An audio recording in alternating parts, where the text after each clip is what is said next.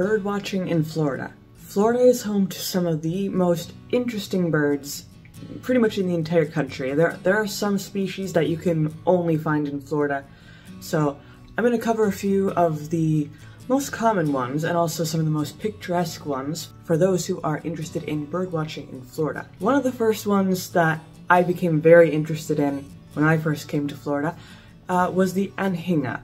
The Anhinga is known also as the snake bird because it has a very long neck, which is usually the only thing you can see when it dives into the water.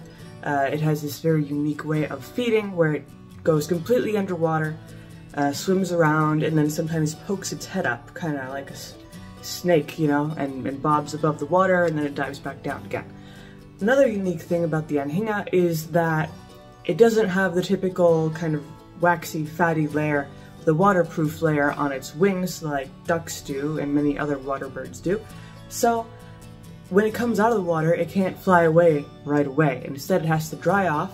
So often when it comes out of the water, you'll see the Anhinga just kind of spread its wings and sit there for a while until it finally dries off. So that's definitely a pretty unique bird and definitely fun to see in action, especially when it's diving and it has its neck above the water. Another bird that I think is fun to spot because it's a little bit less common, at least in my area of southwest Florida, is the Rosier Spoonbill. So the spoonbill, it's more common, I would say, in the Everglades, more central Florida, kind of swamplands. Very, very pretty bird with very pink, kind of like a flamingo, pink feathers, and most characteristically is its spoonbill. It has a bill, obviously, but at the end it's shaped kind of like a spoon, more rounded, and that is to help it filter out its food when it feeds from the water, and it just kind of grasps it in that spoonbill that it has. It's a medium-sized bird, and I always get kind of excited when I find one because, like I said before, they're not too common around here. They're more of an inland bird. Now, one that I do see quite often is the common gallinule, and often they're called mud hens, or they look like chickens, basically. They're usually black, sometimes they have some green in them, and their characteristic bill is usually bright red, at least for the males. So there's a pretty good contrast between those black feathers and that bright red bill. They're pretty small birds, but they're actually very, very loud. Once they start with their characteristic calls, you can hear them far, far away. It's pretty surprising how loud they are. Also, you could usually find them wading around in shallow water. The females tend to look a little bit more plain looking than the males, usually more brown, and the males are more of a black with that bright bill. Then if you really want to get to the big, big birds, then you can go for either the great blue heron or the sandhill crane. Now, I haven't seen a sandhill crane in a long time, but when I used to live farther south, more South Florida, I would see quite a lot of them. They would come around periodically. They are very large birds and very loud. I mean, they're probably 5 feet tall, around that. Very large, tall, slim birds. They usually go around in groups. They fly quite a long ways, and you can't miss them because they're so large. Long necks, mostly brown, except for kind of a red portion on their head. And they're very entertaining to see because they're just so unique looking. And the other one, which is kind of similar, you usually see these more around the coast, is the great blue heron. And the great blue heron is always fun to see because, again, they're very large. They have that characteristic blue tone to their feathers, along with a little bit of brown, sometimes some white.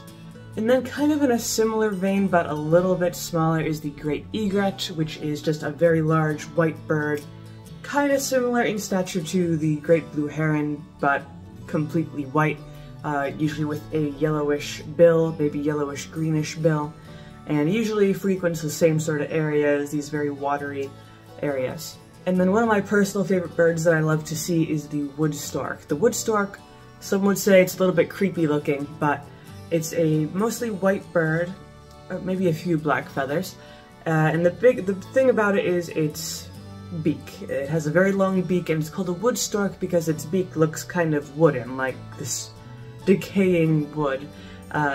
And has these really dark eyes. So it does look a little bit creepy, but it does look also quite cool.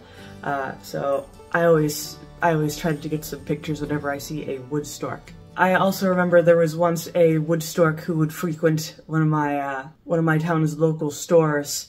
They would sell pierogies and produce, and the wood stork every day would come to that front of the door.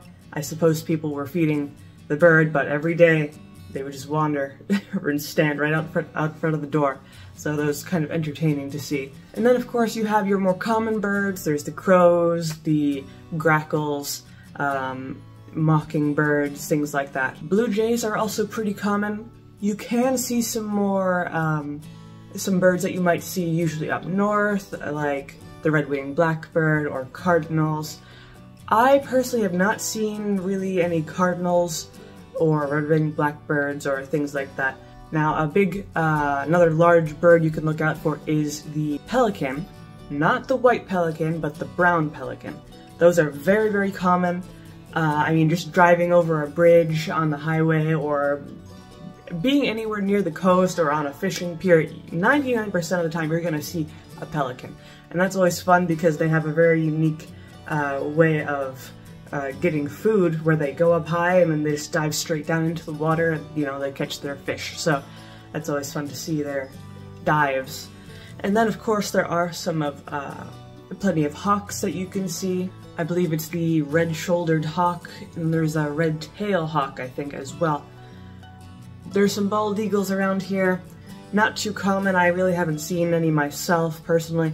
But there are definitely some very interesting birds of prey. Some of the most, if I had to pick a few that I see almost every single day in my area, it would be rock pigeons, mockingbirds, blue jays definitely, I always hear them, their common call outside. Turkey vultures, specifically black vultures, I see them quite often. Then of course pelicans, seagulls along the coast, gallinules are very, very common. And I would say some of the egrets are common as well. But of course the frequency of these birds and different species, it all depends on where you are in the state of Florida. Of course you're going to have quite different birds in Central Florida, in the Everglades, compared to the coast or the Panhandle. So it all really depends, and of course it depends on what time of the year it is. You know, maybe it's migration season, and that sort of thing. So you do have to keep all that in mind to determine what kind of birds you might have a chance of seeing. Going to the beach is always a really nice way to see many different birds, because not only do you have the seagulls and the pelicans, but there are quite a lot of species of birds that kind of pitter-patter along the sand. So those are also fun to see. They're usually very small brown birds with sharp, kind of needle-like beaks. But yeah, there's a huge variety of birds in Florida that everyone can enjoy watching and searching for. So hopefully this video was helpful. This is kind of a basic foundational video about bird watching in Florida, or just birding in Florida in general. I'll probably make a few more of these, have to see. But if you liked this video and thought it was helpful, leave a like, maybe subscribe, and I make a few videos throughout the week, so don't miss those.